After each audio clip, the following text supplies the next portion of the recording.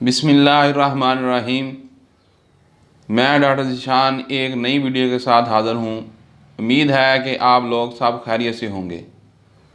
आज की जिस मेडिसन पर हम बात करेंगे, इसका इस्तेमाल हर घर में होता है। इसका इस्तेमाल बच्चों और बूढ़ों दोनों में होता है और ये मेडिसन हर मेडिकल स्टोर से मिल जाती है। फ्लैजल है और फार्मूलेशन नेम इसको मेट्रोनिडाज़ोल कहते हैं। आज इस वीडियो में हम ये बताएंगे कि ये मेडिसिन क्या होती है, किस लिए काम में ली जाती है और कब ली जाती है और कितनी मकदार में। जो लोग हमारे इस चैनल पे नए हैं वो चैनल को सब्सक्राइब करें और बेल आइकन को प्रेस करें। मेट्रोनिडाज़ोल क्या होती है?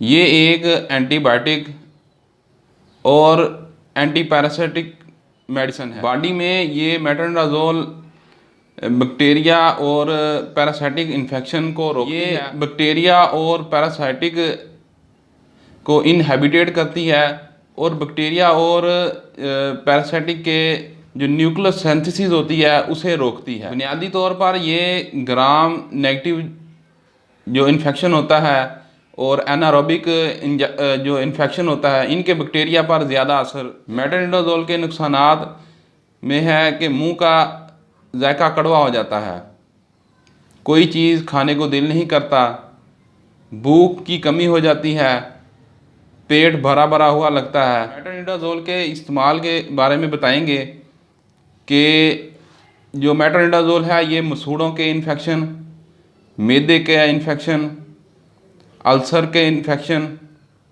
और वो लोग जिनमें शुगर का कोई ज़ख़म हो जाता है, शुगर का ज़ख़म ख़ास कर पाँव पे होता है, उन मरीज़ों को ये दी जाती है।